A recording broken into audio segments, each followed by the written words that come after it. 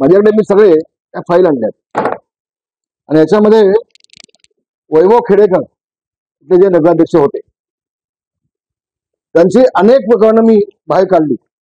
सगळी प्रकरणं मी मुद्दाम आणली. जो 4-5 गुन्हे दाखल झाले त्यांच्यावर, आणखी 7-8 गुन्हे दाखल व्हायचे बाकी आहेत.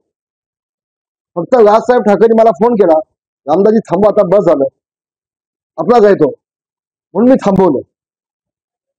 वैभव खेडेकर यांनी माझ्या मुलाच्या विरोधामध्ये 19ला राष्ट्रवादी सोबत उघडपणे प्रचार केला.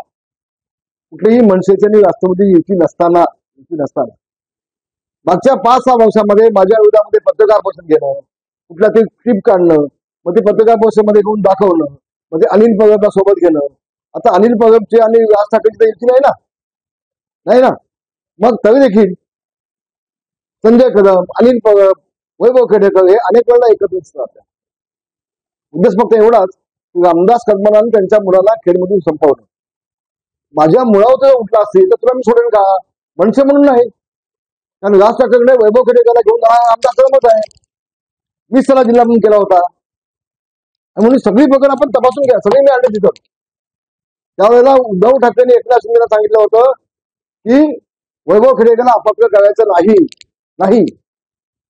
मग हा वैभव खेडेकर आहे उद्धव ठाकरेंचा आहे, राज ठाकरेंचा आहे, शरद पवारांचा आहे कोणाचा नेमका? म्हणून काल त्यांनी स्टेटमेंट दिली की मी मनसेच आहे म्हणून माझ्यावर मला अपक्ष केला नाही. तू काय? शेवटी मी हायकोर्ट, आमचा सारखा असताना मी हायकोर्टामध्ये गेलो. हायकोर्टातनं शासनाला मी ऑर्डर आणली याच्यावर कारवाई करा म्हणून, आणि मग त्याला अपक्ष केला. आपण समजून घ्या, मी मनसे विरोध अजिबात नाही, मनसेच्या कार्यकर्त्यांच्या विरोधामध्ये अजिबात नाही. यानं मग ते बोर्ड लावायचे, सुरत, गुवाहाटी, गोवा, काय वस्तू नव्हती. त्याने बनियन छापायचे, त्याच्यावरती माझ्या बाबतीमध्ये काय कॉमेंट छापायच्या. हे सातत्याने केलंय. कसं आहे, रामदास कदमावरती बोललो, एखादा व्यक्ती बोलली की त्याला प्रसिद्धी मिळते, आणि मग ऐतिहासिक प्रसिद्धी घेण्यासाठी माझ्या विरोधामध्ये फक्त पत्रकार परिषद घ्यायच्या आणि प्रसिद्धी मिळवायची, हा एक कलमी कार्यक्रम मागच्या अनेक वर्षापासून चाललेला आहे. अजून सुद्धा राज साहेबांसाठी मी थांबलोय. नंतर आणखी 7-8 गुन्हे दाखल होती आणि या तळीपार होईल. जे खेड मधला आतापर्यंतच्या इतिहासामधला नंबर 1 भ्रष्टाचारी नगराध्यक्ष कोण असेल, मी जबाबदारीने बोलतोय, तर वैभव खेडेकर यांनी लुटली नगरपालिकेला. अक्षरशः सगळी कागदपत्र बाहेर आहेत, सगळी आहे.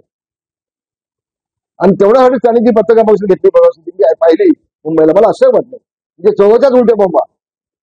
राज ठाकरेंची सहानुभूती मिळण्यासाठी, मनसैनिकांची सहानुभूती मिळण्यासाठी माझ्यावरती बेछूट आरोप करायचे आणि मला आरोपीच्या पिंजऱ्यामध्ये उभा करायचं, हे धंदे गेले अनेक वर्षापासून चालले तिथं वैभव खेडेकरांचे.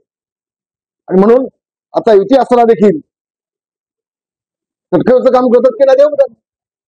कारण यांचा बोरीचा धनी उद्धव ठाकरे आहे, हे नावाला फक्त मनसैनिक आहेत. अनिल परब आहे, एक भावनेला बसलाय, साई सुरक्षा मालक, हे यांची सगळी गँग आहे, ग्रुप आहे सगळा. आणि यांचा उद्देश फक्त एकच, रामदास कदमांच्या मुलाच्या विरोधात काम करणार.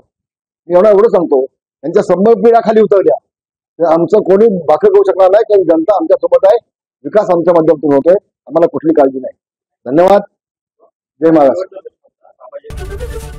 एबीपी माझा, उघडा डोळे बघा नीट.